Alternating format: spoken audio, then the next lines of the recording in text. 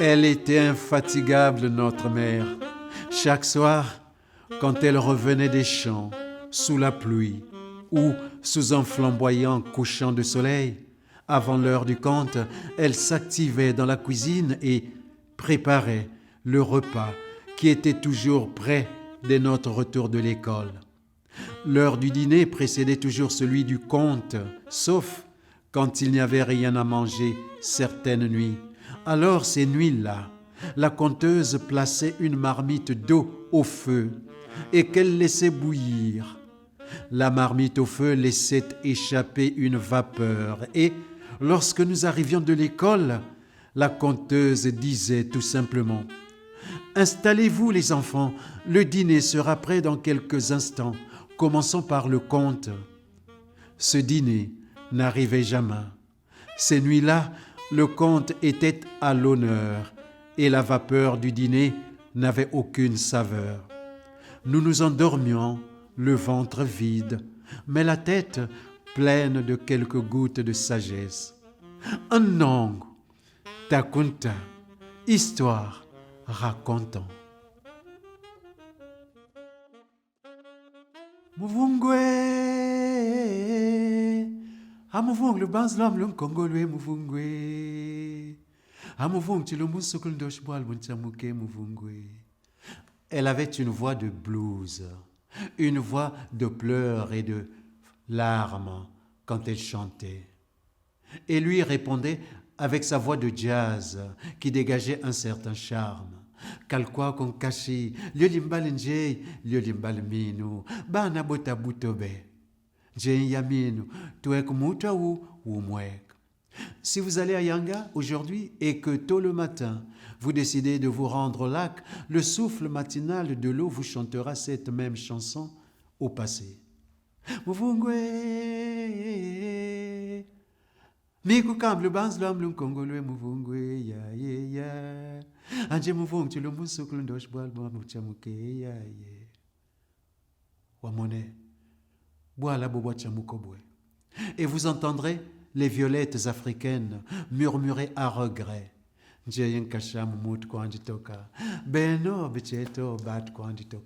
Maintenant, voici l'histoire telle que racontée par Mamkai à ses enfants. Depuis nos aïeux les plus lointains, vivait à Yanga un homme. Il s'appelait Muvungu. Il n'y avait pas de lac en ce temps-là. Il y avait la mer un peu plus loin et il y avait un étang, un petit étang d'eau appelé en langue vili Liang Limash, formé par une grosse pluie qui s'était abattue une nuit en ce temps-là sur Yanga. Muvung l'appelait Liang Liam, mon étang. Cela étant, comme c'était son étang, il y allait tous les jours pêcher du poisson. Un jour, il retira du fond de l'étang de Yanga un silure silice qui glissa entre ses doigts et faillit s'échapper. Il le serra bien fort et il l'entendit se plaindre. « Aïe, aïe, aïe, aïe, tu me fais mal, laisse-moi partir, solitaire, lâche-moi, tu me serres trop fort là, oh, mais lâche-moi » Surpris de ce qu'un silure peut parler ainsi, il sursauta, ouvrit grand ses mains et le silure plongea dans le petit étang et retrouva sa demeure au fond de l'eau. Pauvre Muvung. À la tombée de la nuit, il repartit chez lui bredouille. Quel bon souper il aurait eu. Ah, quelle bonne soupe il avait manqué. Il dit, beau silure, ah, si je t'avais seulement bien tenu. Je vais te dire comment je t'aurais préparé si seulement je t'avais bien tenu. Je t'aurais lavé proprement pour enlever cette boue noire sur ta police et sans rides. Je t'aurais plongé 2 fois dans une calebasse remplie d'une eau pure et propre. J'aurais mis de l'huile de noix de coco dans une casserole. Je l'aurais placée sur le feu, un feu si doux qui aurait fait chanter l'huile de noix de coco tout en la faisant danser tout doucement jusqu'à la faire transpirer, c'est-à-dire à lui faire former quelques bulles pétillantes.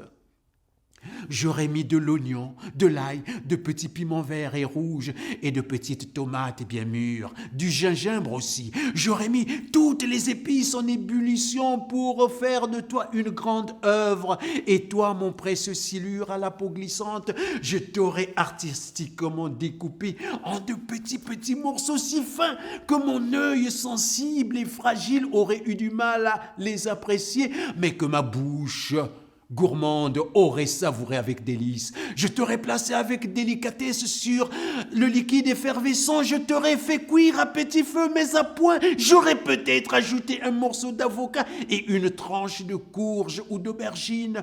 J'aurais attendu que mon silure bien mijoté exhale un arôme de fruits exotiques et que cet arôme monte et remplisse le vide et de mon espace et de mon âme et que ça titille dans mes narines et que j'éternue 2 fois et que je fasse de souhait celui de m'asseoir tranquillement, confortablement d'abord, ensuite celui de satisfaire mon appétit. À ce moment-là, j'aurais fait de toi une œuvre d'art et je t'aurais appelé silure en miniature. Je t'aurais accompagné avec un fruit à pain et au dessert, j'aurais préféré la pulpe du fruit du baobab. Puis, je me serais tranquillement endormi, poing fermé, comme un bébé après un repas copieux.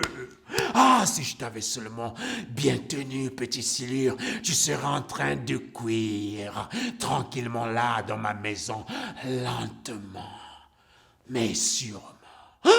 Pauvre Mouvouk, sa solitude le rendait fou, rêveur et fin gourmet. Il poussa la porte et fut reçu par une lumière qui éclairait tous les coins de sa maison. Une lumière qu'il n'avait jamais vue auparavant. Une lumière voilée, intense et vive à différents endroits. La lumière provenait de 3 sources naturelles qui ressemblaient à un mirage d'eau, au scintillement d'une étoile lointaine et un simple diamant lunaire. Une odeur agréable d'épices, de légumes sortit de la maison. Sous ces couleurs était exposée, bien artistiquement, l'œuvre culinaire qu'il avait tant souhaité s'offrir à lui-même, le silure en miniature, qu'il attendait. Alors à ce moment-là, il réalisa son rêve. Il s'installa confortablement et assouvit sa faim. Ah! Maman, j'ai faim. D'où sort cette nourriture? Maman, j'ai l'eau à la bouche. Mais maman, il n'y avait pas de personne à Yanga. Mais d'où lui vient cette nourriture? Écoutez l'histoire, ordonne Auguste. Anatole, tu as faim, mais la marmite est encore en train de bouillir au feu. César, mon fils, Mouvouk ne chercha pas à savoir d'où venait cette nourriture.